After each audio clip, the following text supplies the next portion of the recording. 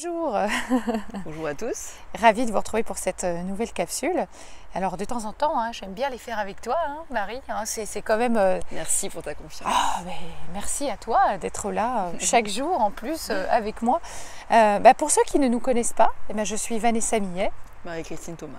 Voilà, les fondatrices d'Unicoach et plutôt coach, philanthrope, altruiste, et on accompagne vraiment toutes les personnes qui le veulent à améliorer leur vie, à développer leur impact, leur présence face aux autres.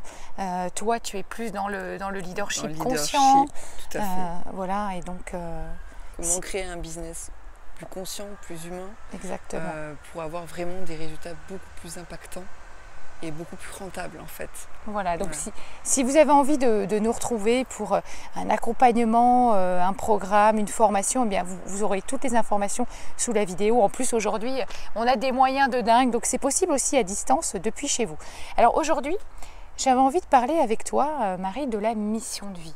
Et on va vous partager 3 clés pour vraiment trouver votre mission de vie. Et comme j'interagis avec toi, j'ai noté des petites choses, tu vois, j'ai toujours mon petit carnet avec moi.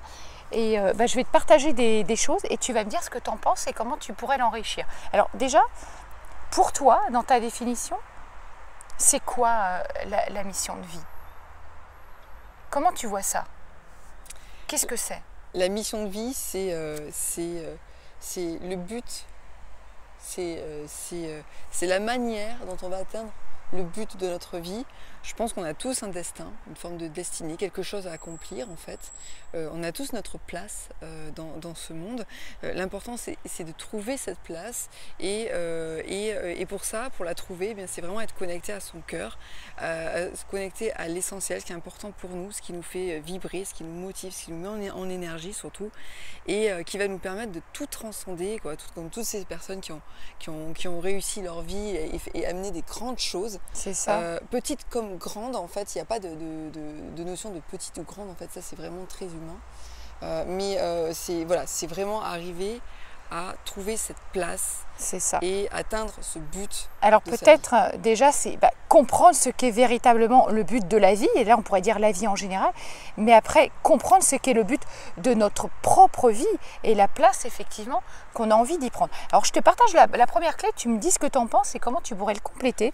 L'idée c'est en fait, déjà en fait on y a déjà plus ou moins répondu, mais quelle est notre raison d'être finalement? Notre raison d'être, c'est qu'est-ce qui nous inspire dans la vie? À quoi on est sensible en fait? À quoi on est sensible? Qu'est-ce qui pourrait nous faire pleurer, nous déclencher des larmes? Voilà, c'est quoi? Voilà, c'est vrai qu'un exemple très concret, c'est la souffrance. Souvent, face à la souffrance, on est sensible en fait. Qu'est-ce qui nous touche dans la vie ça nous touche, la souffrance, et c'est ce qui va créer les plus grandes missions de vie, comme des médecins, des personnes qui vont travailler vraiment sur la santé, parce que justement la souffrance est tellement difficile qu'ils vont essayer d'une certaine manière d'apaiser cela, et ces gens-là sont des personnes de conviction qui savent pourquoi est-ce qu'elles le font. Voilà, cette mission de vie. Après il y en a toutes sortes, mais bien sûr, il y en a, c'est quand on est dans la politique, qu'on veut être dans cette conviction politique, c'est vraiment essayer de changer le monde, c'est ça, cette volonté exactement. de changer les consciences, d'améliorer la vie de chacun, le confort, la sécurité, voilà, c'est toutes ces notions-là, et ainsi de suite. Qu'est-ce qu'on croit de positif aussi? C'est se poser cette question. Qu'est-ce que je crois, moi, de positif dans ma vie? Ok, alors la deuxième clé que je voulais partager avec toi, c'est en fait, c'est de se poser cette question pour trouver cette mission de vie. Ok, qu'est-ce que je veux, moi, en tant que personne? Qu'est-ce que je veux donner au monde? Qu'est-ce que je veux offrir? Alors, je pars du principe que pour répondre à cette question, qu'est-ce qu'on veut donner aux autres? Eh bien, ça demande une vraie introspection sur soi-même et d'aller se demander, ok, quelles épreuves, quelles souffrances, quelles douleurs, moi, j'ai surmontées, et qu'est-ce que ça m'a permis de développer comme talent, comme compétence que je pourrais mettre au service finalement de ce monde, de la société. De ma communauté, sans forcément aller dans le monde entier, avoir des ambitions énormes. C'est ça. Déjà commençons par des petites choses. Mais c'est vrai que souvent, on ne se rend pas compte, on a tous dépassé des choses dans nos vies. Tous. Tous, et tout le temps, et on continue. Et c'est pour ça que la mission de vie, c'est pas toujours simple à trouver très jeune, parce qu'on a besoin de vivre des expériences avant, et toutes ces expériences sont nécessaires pour justement la trouver. C'est ça. Donc ne soyons pas dans ces notions d'échec, et tout ça, ce sont des expériences qui sont nécessaires en fait. Et justement, c'est comment est-ce qu'on les a dépassées, et comment est-ce que du coup on va pouvoir dupliquer ça, ce processus, cette méthode qu'on a mis en place pour s'en sortir. C'est ça. Et bien ça, ensuite, on peut le dupliquer pour peut-être accompagner d'autres personnes dans ce cheminement, les aider eux aussi dans leur cheminement à s'en sortir. Voilà, c'est exactement. Tout un enchevêtrement de choses qui nous conduisent à cette mission de vie, mais vraiment toujours connectés à ce qui nous anime au cœur, quoi. Et du coup, après avoir vécu tout un tas d'expériences, surmonter des difficultés, etc., quel message aussi, ça c'est super important, quel message vous avez envie de transmettre? Et puis aussi, il y a un truc qui est essentiel, et toi tu ne me diras pas le contraire, mais quand on a trouvé sa mission de vie, quand on est dans sa mission de vie, on ne voit plus le temps passer. Mais en fait, on est tellement dedans, on est tellement ancré, on sait que c'est ce qui nous anime, cette envie de transmettre, de communiquer sur notre passion en fait, qu'on ne voit plus le temps passer. Oui, ce qui est intéressant, c'est cette notion de réharmonisation intérieure qui se génère en fait. La notion temporelle, c'est vraiment quand on est dans l'attente. Plus on est dans l'attente et plus il y a une pression intérieure qui se crée, corporelle souvent, et plus du coup on est impatient et tout ça. Mais plus on est dans sa mission de vie et moins en fait on est dans l'attente, puisqu'on sait que de cette manière on va arriver à notre but. Parce que maintenant on est dans la bonne direction, comme si on était sur le bon chemin. Et il y a quelque chose d'intérieur qui se crée comme une espèce de paix, une sérénité qui va se générer d'elle-même en fait. Et c'est là qu'on sait qu'on est dans la bonne direction justement. C'est parce qu'on est bien avec soi-même. Et on se sent utile. Il y a une notion d'utilité, une notion d'estime qui se nourrit d'elle-même, d'amour de soi. Ça vient nourrir la confiance en soi. Ça vient rééquilibrer tout un système interne. Et du coup, on avance, pareil, donc toujours dans la sérénité. Et donc, la temporalité, évidemment, a tendance d'un coup à s'évaporer. C'est ça. Comme si, de toute façon, peu importe le résultat, on est là où on doit être. Donc après, à notre place, du coup. On est à notre place. Donc le reste disparaît comme d'un coup. Et la troisième clé, du coup, que j'avais envie de partager avec vous, avec toi, c'est oser rêver grand. Ça, c'est super important. Oser rêver grand, mais comme je dis, mais avancer par petits pas.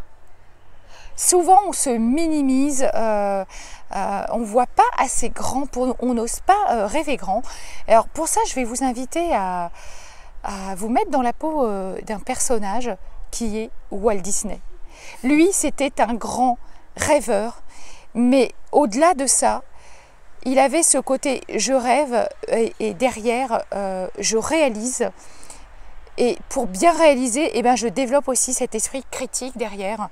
Et quand on voit les merveilles qu'a créé Walt Disney, je vous invite vraiment à vous mettre, faites comme si vous étiez quelqu'un qui est dans sa mission de vie et de voir un petit peu comment vous êtes, comment vous réagissez et comment vous vous autorisez à rêver. Qu'est-ce que tu en penses, toi, de ça?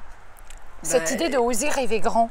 C'est oser rêver grand, mais surtout, en fait, qu'est-ce que le grand et qu'est-ce que le petit? Moi, je dis souvent, à l'échelle de l'univers, on n'est rien, en fait. Donc, ce grand, finalement, est-ce qu'il est si grand que ça? Voilà, donc en fait, toujours... oser rêver grand pour vous. Voilà, vous n'imaginez pas la puissance. Moi, je vois des personnes qui sont qui ont des grands destins, qui viennent me voir.